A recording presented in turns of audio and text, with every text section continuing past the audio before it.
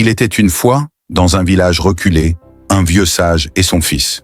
Le garçon, né avec un handicap physique, vivait dans l'ombre. Il refusait de sortir, terrorisé à l'idée que le monde pose ses yeux sur sa différence.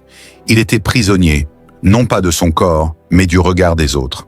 Le père, voyant son fils s'éteindre à petit feu, décida de briser cette cage mentale. « Demain, dit-il, nous irons au marché.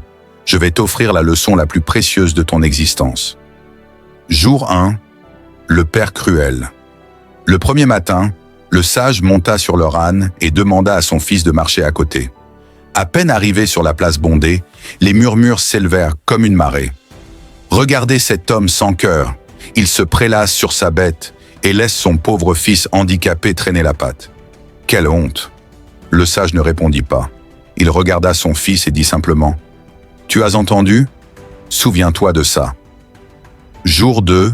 L'enfant ingrat. Le lendemain, ils inversèrent les rôles.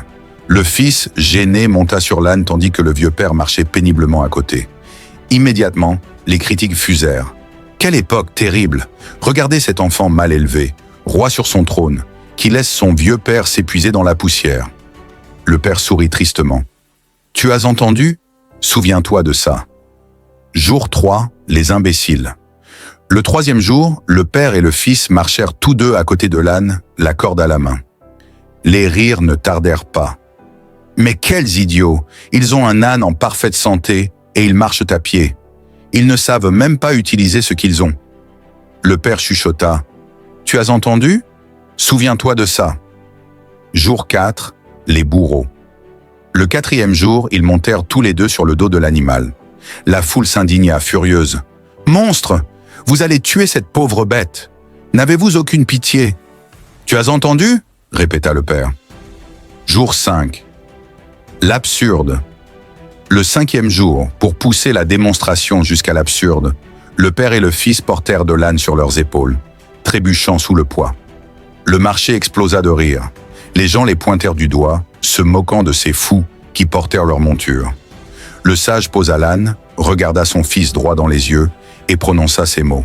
« Mon fils, regarde-les. Quoi que tu fasses, ils parlent. Si tu marches, tu as tort. Si tu montes, tu as tort. Si tu respires, quelqu'un trouvera que tu le fais mal. Chercher à satisfaire tout le monde est une course que tu ne peux pas gagner. C'est la recette parfaite pour perdre ton âme. La morale, l'impact. Le jugement des autres ne parle pas de toi. Il parle d'eux. Il reflète leurs limites, leurs peurs et leurs propres insécurités. La liberté, la vraie, commence le jour où tu réalises que tu n'as pas besoin de l'approbation de la foule pour exister. Retiens ceci. Tu seras critiqué si tu échoues. Tu seras critiqué si tu réussis. Tu seras critiqué si tu ne fais rien. Alors, puisque les gens parleront de toute façon, fais exactement ce que tu as envie de faire. Avance avec tes cicatrices. Avance avec tes rêves. Laisse les spectateurs commenter ta vie pendant que toi, tu es occupé à la vivre. Marche avec fierté. Marche à ta manière.